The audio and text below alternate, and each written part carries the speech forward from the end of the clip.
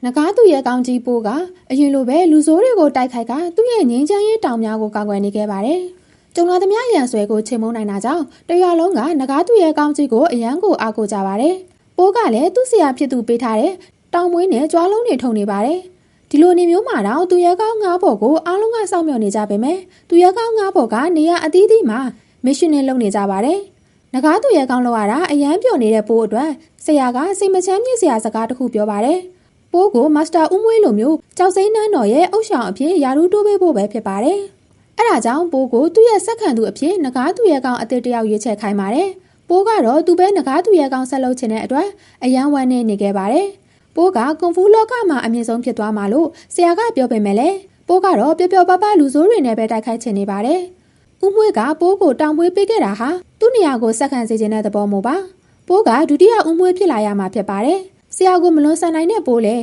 နဂါးစစ်တီတော်ရွေးပွဲကိုကျင်းပရပါတယ်။ရှင်မြန်သူအားလုံးကတော်ကြပေမဲ့ပိုးကတော့သူ့နာမည်ကိုမပြတ်သားနိုင်သေးပဲသူ့ကိုနဂါးသူရဲ့ကောင်းအဖြစ်ပြန်ရွေးလိုက်ပါတယ်။သူ့ရဲ့ပိုးတော်လောက်ရဲ့ကြောင့်ဆရာစုရာခံလိုက်ရလို့စိတ်ညစ်ညစ်နဲ့မာစတာဦးမွေးတရားထိုင်နေကြတဲ့ပင်အောင်မှာတရားသွားထိုင်နေပါတယ်။အဲ့ချိန်မှာသူရဲ့ကောင်းပစ္စည်းတွေထားတဲ့အခန်းကိုတကိုးတရားဝင်သွားခဲ့ပါတယ်။ကြီးမြတ်လာတဲ့နဂါးသူရဲ့ကောင်းကြီးလည်းတကိုးကိုလိုက်ဖမ်းရင်နှစ်ယောက်တိုက်ခိုက်ကြပါတယ်။တိုက်ခိုက်ရင်းနဲ့ပိုးနှစ်ခါတိတိခွဲပူတဲ့အယိုးပြအိုးက၃ချိန်မြောက်ကွဲသွားပါတယ်။ဒါပေမဲ့နဂါးသူရဲ့ကောင်းကြီးကတကိုးမြေခွေကိုဖမ်းလိုက်နိုင်ခဲ့ပါတယ်။အဲ့ချိန်မြေရင်းအလို့သမားတွေကအသေးအတန်ရောက်လာခဲ့ပါတယ်။သူတို့ကကိုင်လန်ပြန်လာနေပြီးငင်းချမ်းရေးတောင်ကြားကိုဖျက်ဆီးတော့မယ်လို့ပြောပါတယ်။ကိုင်လန်ကဝိညာဉ်လောကထဲမှာမဟုတ်လို့ပြန်လာဖို့မဖြစ်နိုင်ဘူးလို့ပိုးကတွေးနေချိန်ထောင်ထဲသွားနေတဲ့မြေခွေကခြေလန်းတိုင်းမှာခြေရကြံခဲ့တယ်လို့လှမ်းអော်လိုက်ပါတယ်။အဲ့ဒါကြောင့်ပိုးလည်းကိုလန်ပေါ်လာခဲ့တဲ့နေရာကိုသွားပါတယ်။ကိုင်လန်ရဲ့ခြေရတွေကတပြေးပြေးနဲ့တေးသေးလေးတွေပဲကျန်တော့ပါတယ်။ပိုးလည်းဒီကိစ္စနဲ့ပတ်သက်နေတဲ့မြေခွေရှိကိုသွားပါတယ်။မြေခွေနာမည်ကဂျန်ပဲဖြစ်ပါတယ်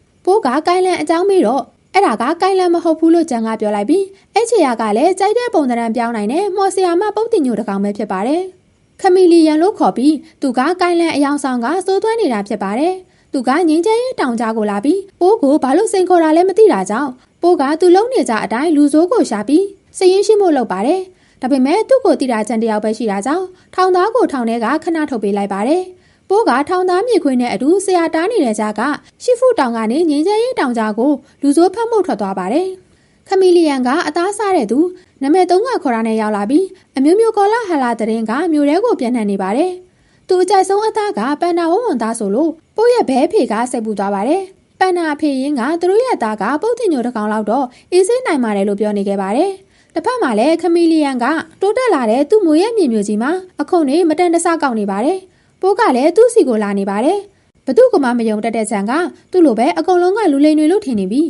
ပိုးကျွေးတဲ့ကုကီကိုပါမစားရဖြစ်နေပါတယ်။ဒါပေမဲ့ကြီးမြတ်တဲ့သူရဲကောင်းကြီးပိုးကယုံကြည်စရာကောင်းနေလို့ဂျန်လဲကုကီကိုအားရပါရစားလိုက်ပါတယ်။အဲ့ညမှာတော့ပိုးရဲ့ဘဲဖေကသူ့သားကိုစိတ်မချလို့အနောက်ကနေလိုက်သွားဖို့ခိုးထွက်လာခဲ့ပါတယ်။စိတ်အေးချင်အောင်ဆောင်နေတဲ့ပန်တာအဖေလည်းပိုးနောက်ကိုလိုက်လာဖို့ထွက်လာပါတယ်။ပိုးကိုကလေးတယောက်လိုပဲသဘောထားနေတဲ့အဖေနှစ်ယောက်ကညီညီညွတ်ညွတ်ပဲပိုးနောက်ကိုလိုက်ဖို့ဆုံးဖြတ်လိုက်ပါတယ်။ပိုးနဲ့ဂျန်ကလည်းခမီလီယန်ရှိတဲ့မြို့ကိုသွားဖို့ကလှည့်စီးရမှာဖြစ်တဲ့အတွက်လှင်ကားဖို့ကျေးစားကောင်တွေရှိသွားပါတယ်။သူတို့သွားတဲ့နေရာမှာလောင်းကစားဝိုင်းနဲ့လူမိုက်တွေအများပြားရှိနေခဲ့ပါတယ်။ပိုးကတော့အေးအေးဆေးဆေးလှည့်သွားငှားနေချိန်မှာဂျန်ကတော့လောင်းကစားဝိုင်းမှာသွားဆော့နေပြီးတဝိုင်းလုံးကိုလိမ်ပြီးနိုင်လာတာကြောင့်ပိုးကပါအစားအသောက်တွေဝယ်ကြွေတော့ပိုးလည်းအစားအသောက်တွေကိုအားရပါရစားပါတယ်။အရေးသုံးမှနားမလဲပဲဂျန်ခိုးလိန်ထားတဲ့မာကြောက်တွေထွက်ကြလာပြီးပြဿနာတက်ပါတော့တယ်။ဂျန်ကိုဝိုင်းရမယ်လို့ကြတော့ပိုးလည်းနဂါးသူရကောင်အစွမ်းတွေထုတ်ပြကအကုန်လုံးကိုအမှောက်သိမ်းလိုက်ပါတယ်။အဲ့နောက်မှာတော့ပိုးတို့လည်းသူတို့ငှားထားတဲ့လေနဲ့ထွက်ပြေးသွားပါတယ်။ဂျူနီဘာမျိုးကဂျန်ရဲ့မွေးရမြေပဲဖြစ်ပါတယ်။ဂျန်ကငငယ်လေးတဲ့ကမိဘမရှိလို့တကောင်နဲ့ခိုးလိုက်ဖွက်လိုက်နဲ့တယောက်တည်းရုံးကန်ရှာစားနေရတာပါအလစ်တုပ်ပြေးလိုက်ငွေလိန်တောင်းလိုက်နဲ့အသက်မွေးနေရတဲ့ကလေးမို့တရက်မှာမျိုးကန်တယောက်ကမွေးစားခဲ့ပါတယ်တစ်ဖက်မှာခမီလီယန်ကသူ့မြို့ရဲ့စက်ကြီးတွေများကြီးကောက်နေပြီးအာနာပြနေပါတယ်အဲ့ဒါကိုပိုးကအိမ်မက်တစ်ခုအနေနဲ့မှတ်ပြီးနိုးလာခဲ့ပါတယ်ငင်းငယ်ရဲ့တောင်ကြားကိုဘဝကြီးလို့ထင်နေတဲ့ပိုးကဂျူနီဘာမြို့ကိုရောက်တဲ့အခါအံ့ဩနေပါတယ်အရန်စီကားတဲ့မျိုးဖြစ်နေပေမဲ့လည်းခမီလီယန်ကြောင့်ကြောက်နဲ့နေရပါတယ်ဂျန်ကလည်းမြို့ရဲ့အကြီးစားရာဇဝတ်သားဖြစ်တာကြောင့်မြို့ရောက်တော့ဖမ်းခံလိုက်ရပါတယ်။အဲ့ချိန်မှာပိုးကလည်းသူ့ရဲ့နဂါးသူရဲ့ကောင်ဘွဲကိုပြပြကအာမခံနေပေမဲ့လည်းနဂါးသူရဲ့ကောင်ဆိုတာဘာမှန်းတော့မသိတဲ့အဆောင်တွေကကြီးမြတ်လာတဲ့ပိုးကပါအဖမ်းခံလိုက်ရပါတယ်။အဲ့ချိန်မှာဂျန်ကလည်းသူ့လုံးနေကြအတိုင်းစိတ်ချလုံခြုံတဲ့နေရာတစ်ခုကိုခေါ်သွားခဲ့ပါတယ်။လုံခြုံတဲ့နေရာဆိုတာမြေအောက်ကဒူးစရိုက်လောကဖြစ်ပါတယ်။ သူတို့ကပိုးရဲ့ဘောင်းမီကိုတော့ပိုးမသိအောင်ခိုးနိုင်တဲ့အထိခိုးဆိုးတောင်းကျမ်းသူတွေဖြစ်ပါတယ်သူတို့ကလည်းဂျန်ကိုသိမ့်မကြည့်တာကြောင့်တညတဲဖို့တော့မနေတောင်းဆိုနေရပါတယ်ပိုးရဲ့အဖေနှစ်ယောက်ကလည်းလောင်ကစားရုံကိုရောက်လာခဲ့ပါတယ်ငကိုတဲကပန်တာဆိုတာနဲ့ကြောက်နေတဲ့လူတွေကိုပိုးရဲ့အဖေကရုပ်တည်ကြီးနဲ့ခြောက်လိုက်ပါတယ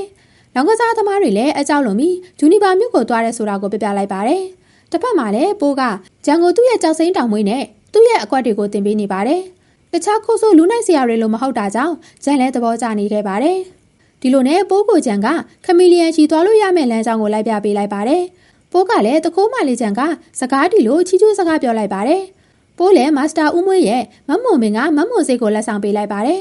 ဒါကမြင့်မြတ်တဲ့မျိုးစိတ်တိုင်းမြင့်မြတ်တဲ့တစ်ပင်ဖြစ်လာနိုင်တယ်လို့မာစတာဦးမွေးရဲ့စကားကိုကိုစားပြုပါတယ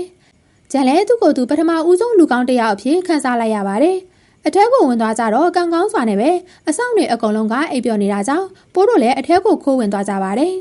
်မြေပြိုရင်တော့မနိုးမဲ့အဆောင်တွေကပိုးရဲ့အိပေါက်တန်ကြောင့်နိုးလာကြတော့ပိုးတို့လည်းထွက်ပြေးလာရပါတော့တယ်အထက်ကိုရောက်သွားလို့တကားကိုပိတ်ပြီးလွှတ်မဲ့ကြတော့ပိုးကထောင်ချောက်မိသွားပါတယ်ပိုးကသူ့စွမ်းအားကိုတုံးကလှောင်ရင်ကိုဖွင့်မိမဲ့လှောင်ရင်ကမော်ပညာနဲ့လှုပ်ထားလို့မပွင့်ခဲ့ပါဘူးဂျန်နဲ့အတူမာပြီးဖွင့်တာလည်းမရတာကြောင့်ပိုးကသူ့ရဲ့ကြောက်စိမ်းတောင်မွေးကိုပေးကဂျန်ကိုအပြင်ကနေဖွင့်ခိုင်းပါတယ်ဂျန်ကတော့ဖွင့်မပေးပဲကြောက်စိမ်းတောင်မွေးကိုခမီလီယန်ကိုပေးလိုက်ပါတယ်ဂျန်ပြောတဲ့ခိုးဆိုးလူနိုင်ဘဝမှာကျေလည်နေစဉ်သူ့ကိုမွေးစားခဲ့တာကခမီလီယန်ပဲဖြစ်ပါတယ်ခမီလီယန်ငငယ်ကကွန်ဖူးပညာကိုအလွန်ယူသွတ်တဲ့လူတစ်ယောက်ဖြစ်ပြီးကွန်ဖူးသင်တန်းကျောင်းတွေကိုသွားလိုက်တိုင်းအရန်အားနေတဲ့သူကဘယ်သူမှသူ့ကိုကောင်းကောင်းမဆက်ဆံခဲ့ပါဘူးဒါကြောင့်ကွန်ဖူးပညာအစားအောင်လန်းမော်ပညာကိုသင်ယူခဲ့ပါတယ်ခမီလီယန်ကမော်ပညာအစွမ်းနဲ့ကြိုက်တဲ့ကွန်ဖူးပညာရှင်ပုံစံကိုပြောင်းလို့ရပေမဲ့ချီစွမ်းအားမရှိတာကြောင့်အချင်းကြီးမရှိခဲ့ပါဘူးဒါကြောင့်ကြောက်စိမ်းတောင်မွေးကဝိညာဉ်လောကရဲ့တော့ဖြစ်တာကြောင့်သူဝင်စတိုင်းဝင်ဖို့ဝိညာဉ်လောကမှာရှိတဲ့ကွန်ဖူးပညာရှင်တွေရဲ့ချီကိုစုပ်ယူမလို့ကြံနေခဲ့တာပါပိုးလည်းလှောင်ရင်ကိုဖျက်ဆီးလို့မရတာကြောင့်အောက်ကကျမ်းမြင်ကိုဖျက်ဆီးကဖောက်ထွက်လာခဲ့ပါတယ်အောက်ကအဆောင်တွေဝိုင်းတိုက်ခိုက်တာကြောင့်လည်းပိုးလည်းငကားသူရဲကောင်းဆိုတဲ့အတိုင်းအားရပါရဆော့ပလော်တီးပေးနေခဲ့ပါတယ်မနိုင်တော့မှထွက်ပြေးပြီးအပြင်ရောက်တော့ဂျန်နဲ့တိုးပါတယ်ပိုးကဂျန်ရှိကတောင်မွေးကိုပြန်တောင်းနေပြီးဂျန်မဟုတ်ပဲခမီလီယန်ဖြစ်နေပါတယ်ပြီးနောက်အနောက်ကနေပိုးကိုကဲဖို့ဂျန်ကရောက်လာပေမဲ့မမီတော့ပဲခမီလီယန်ကပိုးကိုရဲတိုက်ပေါ်ကနေတွန်းချလိုက်ပါတယ်ဂျန်ကတော့ပိုးတည်သွားပြီလို့ထင်နေခဲ့ပါတယ်ဒါပေမဲ့ပိုးကတော့မသေးပဲအပေါ်တက်မရအောက်လဲဆင်းမရနဲ့ဖြစ်နေချိန်ပိုးရဲ့အဖေနှစ်ယောက်ကရောက်လာခဲ့ပါတယ်အဖေနှစ်ယောက်အာကိုနဲ့အပေါ်ပြန်ရောက်လာတဲ့အချိန်ခမီလီယန်ကဝိညာဉ်လောကဝင်ပေါက်ကိုဖွင့်ပြီးဖြစ်ပါတယ်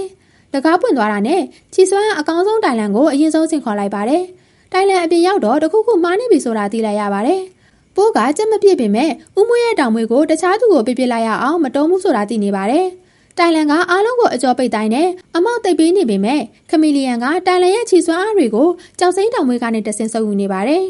တိုင်လန်ရဲ့ခြီတွေကိုရသွားတော့အကျော်ပိတ်တိုင်းနဲ့တခြားစွမ်းအားတွေကိုပါခမီလီယန်ကရသွားပါတယ်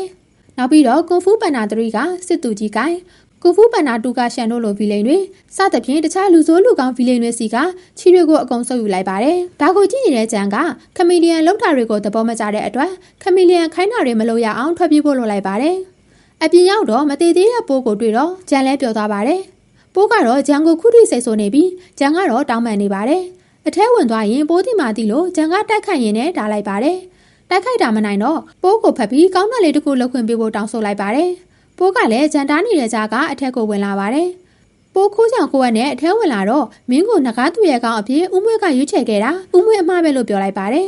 ပိုးကတော့တောင်မွေးကိုပြန်ယူပြီးကိုင်လန်တို့ကိုဝင်းကြီးကဘာကိုပြန်ပို့ပေးမယ်လို့ကတိပေးလိုက်ပါတယ်အပြင်မှာလည်းဂျန်ကတကိုးတမျှတွေကိုတွားခေါ်လာပြီးအဆောင်မိချောင်းတွေကိုတိုက်ခိုက်နေပါတယ်ပိုးရဲ့အဖေနှစ်ယောက်ကသူတို့တိုက်ခိုက်နေကြတာကိုအေးရအေးချောင်းထိုင်ကြည့်နေခဲ့ပါတယ်ပိုးကလည်းခမီလီယန်စီကတောင်မွေးကိုပြန်သွားတောင်းပါတယ်ခမီလီယန်ကလည်းမလူတော့တဲ့တောင်မွေးကိုပြန်ပေးလိုက်ပြီးရှမ်ပုံစံပြောင်းကစတင်တိုက်ခိုက်ပါတယ်ပိုးကပြန်တိုက်ခိုက်တော့ကိုင်ပုံစံပြောင်းကခမီလီယန်ကပြန်တိုက်ခိုက်ပါတယ်မာစတာရီရဲ့ပုံစံအမျိုးမျိုးနဲ့တိုက်ခိုက်နေတာကြောင့်ကွန်ဖူးပန်နာပိုးလည်းငါကဘယ်မာစတာရီရဲ့ဘာတိုင်းကွက်ဆိုပြီးသဘောတွေကြကတိုက်ခိုက်နေခဲ့ပါတယ်ဒါပေမဲ့တယောက်ချင်းစီတော့မနဲ့တိုက်ခိုက်နေရတဲ့မာစတာတွေသားမကတမိုင်းတခြားအကျန်းဆုံးဘီလင်ပုံစံတွေဖြစ်လို့နိုင်မှုဆိုတာမဖြစ်နိုင်တဲ့လောက်ဖြစ်နေပါတယ်အဲ့ချိန်ကျန်ကလည်းပိုးနဲ့အတူဝိုင်းတိုက်ခိုက်ဖို့ရောက်လာပါတယ်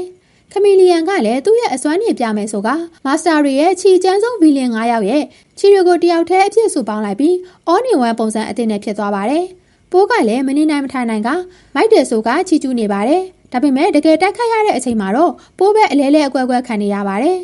အဲ့ချိန်မှာခမီလီယန်ကပိုးရဲ့ပုံစံကိုပြောင်းလိုက်ပါတယ် ပိုးရဲ့ပုံစံကိုပြောင်းလိုက်ပြီးချစ်စရာကောင်းတဲ့နဂါးသူရဲ့ကောင်ပိုးကနေကြောက်ဖို့ကောင်းတဲ့ပိုးကိုပိုးကအပြင်းထန်ပြန်တိုက်ခိုက်ပါတယ်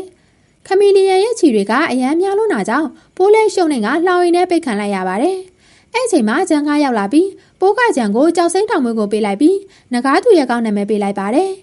ကိုဗစ်တက်ရှိသွားတဲ့ဂျန်လည်းခမီလီယန်ကိုစတင်တိုက်ခိုက်ပြီးခမီလီယန်ကဂျန်ရဲ့တန်းခွက်ဟောင်းတွေကိုတီးနေတာကြောင့်အလွယ်တကူရှောင်နိုင်နေခဲ့ပါတယ်။အဲဒါကြောင့်မို့ဂျန်လည်းပိုးတင်ပေးထားတဲ့အကွက်တွေနဲ့ပြန်တိုက်ခိုက်နေပြီးကြောက်စိမ့်တောင်မွေရဲ့နဂါးအစွမ်းကိုပါတုံးလိုက်နိုင်တာကြောင့်ခမီလီယန်လည်းထိသွားပြီးခဏတာကြောင်ပိတ်သွားပါတယ်။အဲ့အချိန်ပိုးကလှောင်ရည်ထဲကနေအလွယ်တကူထွက်လာနိုင်ပြီးအထက်ကထွက်လို့ရတဲ့သားနဲ့ဂျန်ကိုကောင်းတာလေးတစ်ခုလှုပ်ခိုင်းလိုက်တာဖြစ်ပါတယ်။မတင်နိုင်တဲ့ခမီလီယန်ကပြန်ပေါ်လာပြီးတိုက်ခတ်တာကြောင့်ပိုးလည်းခမီလီယန်ရဲ့ခြေတွေကိုတောင်မွေးနဲ့ခောက်ချလိုက်ပါတယ်။ခြေတွေလည်းမာစတာဗီလင်တွေရဲ့ခြေကိုပြန်အောင်သွားပြီးပိုးရဲ့အရင်ကတိုက်ခတ်မှုတဲ့ဗီလင်တွေနဲ့မာစတာတွေကထွက်လာကြပြီးပိုးကလန်နေပေမဲ့ကိုင်လန်ကမင်းကိုမာစတာဦးမွေနဂါးသူရဲ့ကောင်ရွေးတာမှန်ပါတယ်လို့ပြောကချီကျူလိုက်ပါတယ်။အဲ့ချိန်ဝင်းကြီးလောကကမာစတာတွေနဲ့ဗီလင်တွေနဲ့ကပိုးကိုအယိုသေးပေးလိုက်ကြပါတယ်။ပိုးလည်းတောင်မွေးနဲ့ဝင်းကြီးလောကဝင်ပေါက်ကိုပြန်ဖွင့်ပေးလိုက်ပါတယ်။ကိုင်လန်လည်းခမီလီယန်ကိုပါဝင်းကြီးလောကထဲခေါ်သွားခဲ့ပါတယ်။အဲ့ဒါနဲ့ပိုးလည်းသူ့နေရာမှာစက္ကန့်ခဲ့တဲ့နဂါးသူရဲ့ကောင်ကိုရွေးချယ်ခဲ့ပါတယ်။သူကတော့ထောင်ရက်တောင်မစေသေးတဲ့